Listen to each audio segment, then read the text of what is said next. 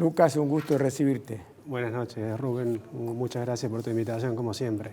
Bueno, no te voy a preguntar no te voy a hacer una pregunta directa, concisa, pero decime qué sentís vos en este momento como economista de lo que está pasando en la Argentina económica. Me quedé con tu frase, vayan a descansar, el 45 versus el 2022. En el 45, la economía argentina no era la del 2022. Todavía estábamos entre las economías quizás más avanzadas del mundo.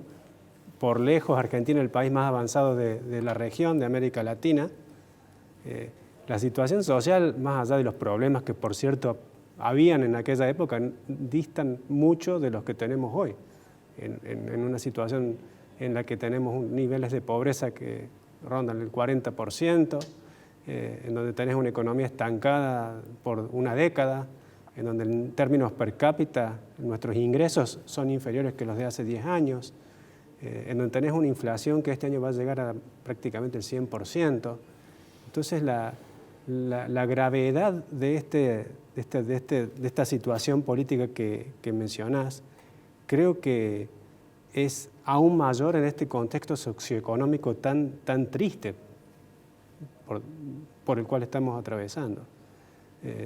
Ahora, uno trata, porque si uno no sabe el porqué de las cosas, no sabe cómo eso se va a transformar o a extender al futuro, ¿no? Pero, ¿dónde crees vos que se dobló la bisagra de la historia argentina? Muchos me dicen a mí el 6 de septiembre de 1930 con el golpe de Uriburu a Irigoyen, pero esto es en la faz política. Pero, ¿cuándo crees vos que el populismo empieza a imponerse a la sociedad argentina, la acomoda y la empuja y la somete? Yo creo que, al menos, bueno, yo no soy historiador y se me hace complicado poder determinarlo, o al menos en mi respuesta, pero creo que ha sido un proceso que se ha ido dando de una manera gradual con el tiempo y que han habido muchos hechos que los han ido profundizando, digamos, esa tendencia hacia el deterioro en todo sentido que lamentablemente vive nuestro país.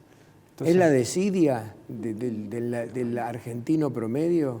Que no le gusta trabajar o que no le gusta pensar. Yo lo pondría en términos de un deterioro institucional, de instituciones que se han ido debilitando con el tiempo, a su vez, bueno, combinadas con otras cuestiones, como obviamente que tuviste, digamos, momentos muy duros en nuestro país, ¿no? En lo que hace a la convivencia, ¿no? Y todo el tema de que no podemos tener gobiernos democráticos. Argentina, si uno lo ve desde ese punto de vista histórico, es una sociedad todavía que no es madura, lamentablemente. A diferencia de otras economías, otros países que tienen una antigüedad similar al nuestro, pero que han logrado una madurez que nosotros no tenemos. Sinceramente no soy un experto en esos temas como para elaborar mucho sobre el punto, pero creo que sí, y si enfocándonos más en las últimas 3, 4 décadas, hemos tenido muchas oportunidades de poder salir adelante y no las hemos aprovechado. Creo que a inicios de los 90 hubo una situación de hiperinflación terrible que provenía de problemas muy similares a los que tenemos hoy, que tienen que ver con principalmente un mal manejo de la cuestión fiscal y monetaria, que nos llevó a una hiperinflación a inicios de los 90 una, a fines de los 80 otra, y a partir de ahí, con la convertibilidad, tuviste un momento de estabilización importante, pero que a su vez fue acompañado de otros problemas, digamos, que se fueron suscitando, que determinaron que luego no se haya podido sostener ese esquema. ¿Vos te atreverías a afirmar, convalidar, de que en ese momento cuando el dúo Menem-Cavallo ponen en marcha la convertibilidad por ingenio de Cavallo, por supuesto, porque Menem tenía la más mínima idea, cuando la convertibilidad en el 95 estaba bien constituida y triunfaba la convertibilidad, había terminado con la inflación, habíamos tenido años de inflación negativa, es una cosa increíble, ¿no? ¿La política se encargó de destruir a la economía en ese momento? Posiblemente sí, y creo que no hubo el suficiente cambio cultural, para ponerlo de cierta manera, como para entender la importancia de la disciplina fiscal. Porque en buena medida el debacle de la convertibilidad tuvo que ver con manejos fiscales deficientes en las provincias, con excesos de endeudamiento que hicieron difícil sostener el esquema como de la convertibilidad, a su vez esto potenciado por cuestiones políticas. Entonces, de las cuales el mismo Cavallo comenta, ¿no? que determinaron el final, digamos, de su gestión y toda la salida, digamos, según Cavallo, que pudo haberse evitado del esquema, esa salida brusca que hubo. Entonces ahí tuviste una oportunidad perdida. Luego de la convertibilidad tuviste este periodo de 2003 en adelante de Kirchner, en donde tuviste muy beneficiado por una situación internacional muy favorable y a su vez muy beneficiado por todas las inversiones que se hicieron en los 90. Y además el rebote. Por eso. Después de la caída del 2001 se rebota. Tuviste un rebote en un contexto en donde un escenario internacional muy favorable y una acumulación de capital, una modernización del stock de capital inédita que habías vivido unos años antes. Todo eso te dio una espalda para volver a crecer, pero que ahí sí comienza a convivir con nuevamente un deterioro institucional marcado, con preocupaciones por cuestiones de transparencia, con nuevamente temas de mal manejo fiscal en todos los ámbitos. Entonces, de nuevo, esa es otra oportunidad que volvés a perder. Entonces me da la sensación de que está faltando esa madurez para entender, digamos, que hay cosas que son innegociables y hago foco en la disciplina fiscal. Hago también foco en la cuestión institucional, en tener instituciones sólidas, en tener regulaciones que den cierta previsibilidad, que le permitan al sector privado poder desempeñarse con cierta perspectiva. Ya el escenario para cualquier empresa del sector privado, esté en donde esté, es difícil, es de mucha incertidumbre. Si a eso le tenés que agregar toda la incertidumbre asociada a las decisiones de política económica que se toman aquí, se hace prácticamente imposible para una empresa sobrevivir en este contexto. Claro. Entonces, creo que en todos esos ámbitos tenemos deterioros muy marcados y tenemos que hacer reformas grandes para poder, digamos, nuevamente despegar y de una manera sustentable y definitiva. Y ahí viene la pregunta si eso es posible, ¿cómo lo ves? Seguramente. Me anticipo lo que me vas a preguntar. Sí, no, tenés razón. Y es algo que habíamos conversado recién con nuestro... Yo te iba a preguntar si vos también firmarías de que los problemas de la economía argentina están porque hay un murallón gigante adelante que no nos permite pasar, que se llama tamaño del Estado. Es decir, cuando tenés un Estado sobredimensionado como el que tenemos nosotros, que traba todo, que es la máquina de impedir, como dice Emilio Perina en su famoso libro, la máquina esta de impedir traba todo, no deja hacer absolutamente nada. Ahora, ¿cómo hacemos para modificar esa situación sabiendo que lo tienen que hacer los mismos que van a ser perjudicados con la decisión que se tome? Nadie se va a cortar el brazo para defender al vecino. Es decir, no, mirá, discúlpame, pero yo no me voy a cortar el brazo. Es muy difícil realmente hacer ese cambio. Efectivamente, este tamaño del Estado, quizás te diría, me atrevo a decirte, no solamente es el tamaño del Estado, o no es tanto el problema el tamaño del Estado, sino lo mal administrado que está ese tamaño del Estado.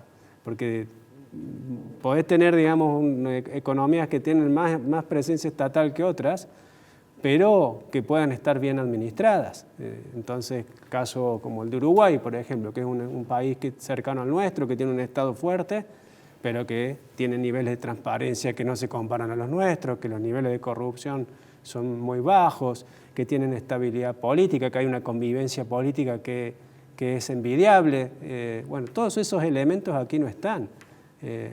Entonces es muy difícil pensar cómo vamos a salir de esta situación que parece no tener una solución fácil.